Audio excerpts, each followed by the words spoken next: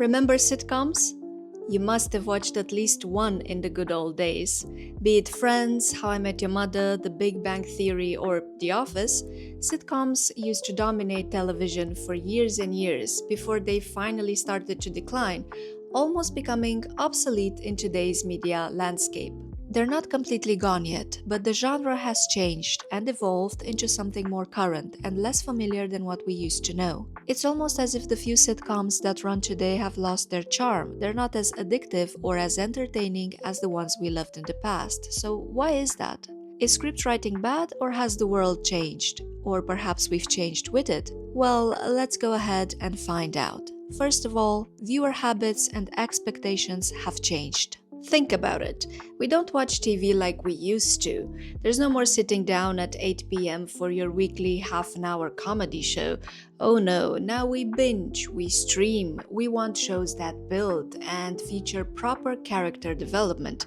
And yes, that includes comedies as well.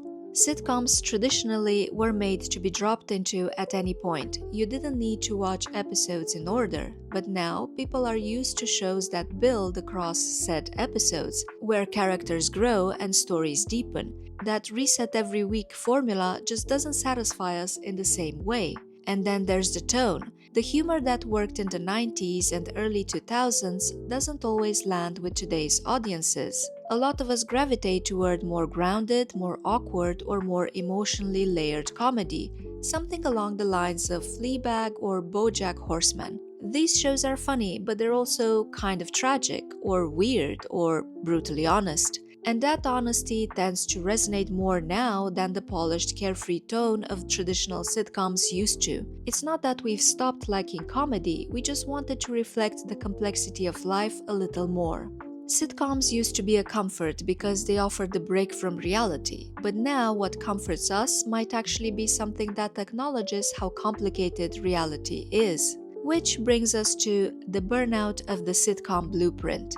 By the late 2000s, sitcoms had reached a saturation point. For decades, networks pumped out show after show built on the same essential blueprint: a fixed group of characters in a shared space, usually a living room, office, or coffee shop. 3 to 4 cameras, a laugh track, and a tight 22-minute runtime with a neat resolution at the end. It was a reliable formula that harbored great success, but success also breeds imitation. For every hit sitcom, there were dozens of copycats trying to ride the same wave. The structure became so familiar that it started to feel stale. The setups felt recycled, the jokes more mechanical, and the same old character types felt like slight variations on a template we'd already seen 100 times. You could often guess the punchline before the character even opened their mouth. In essence, it wasn't that audiences stopped liking comedy, they just got tired of watching the same comedy structure over and over again. The sitcom had become too self-contained, too neat, too risk-averse. And in a time when people were beginning to expect storytelling to reflect the messiness and unpredictability of real life, the traditional sitcom format couldn't keep up with reinventing itself. We've also experienced cultural shifts in comedy. The kind of comedy we usually connect with says a lot about the culture we live in. But let's face it, culture isn't what it used to be. Jokes that landed effortlessly a decade ago might now come across as outdated, insensitive, or just painfully unfunny. Audiences have become more self-aware, more socially conscious, and more interested in authenticity. As a result, the exaggerated, squeaky clean tone of classic sitcoms, complete with laugh tracks and moral wrap-ups, can feel disconnected from the complexities people face in real life. Take, for example, how older sitcoms often relied on stereotypes or gender tropes for laughs: the helpful roommate, the nagging wife, the token minority friend, or the weird neighbor. What was once played for laughs now feels lazy or reductive to many viewers. Humor today is expected to do more, to challenge, to reveal something deeper, to make us laugh and think. Modern comedies often lean into discomfort, ambiguity, or even pain. Think of the social awkwardness of The Office, the quiet existential dread in BoJack Horseman, the raw vulnerability of Fleabag, or the chaotic realism of The Bear. These shows blend humor with anxiety, trauma, or satire in ways that feel more reflective of modern life. Even shows like Succession, not technically comedies, have some of the sharpest, darkest humor on TV today because they understand that wit often hides in power struggles, family dysfunction, and emotional repression. So it's not that people have stopped enjoying funny things, they just want their comedy to meet them where they are, in a world that's more complicated, more connected, and let's be honest, a little messier than a laugh track would like us to believe. Finally, we have social media and pop culture. In the age of social media, the way we consume comedy has been completely reimagined.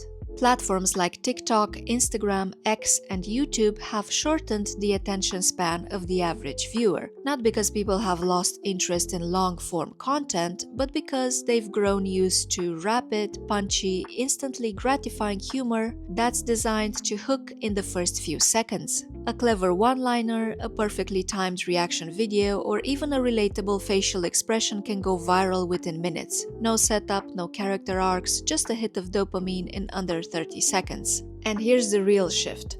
Comedy has become participatory. You join the fun yourself.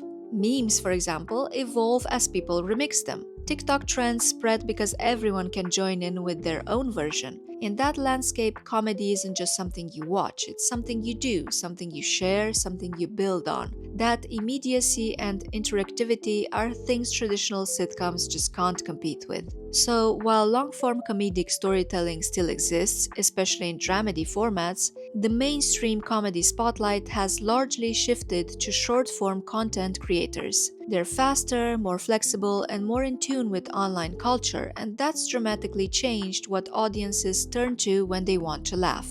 The decline of the traditional sitcom isn't about people no longer enjoying comedy, it's about how the context for comedy has changed. Our viewing habits have shifted towards streaming and binge watching. We expect deeper stories, more emotional nuance, and characters that feel real. And maybe that's a good thing.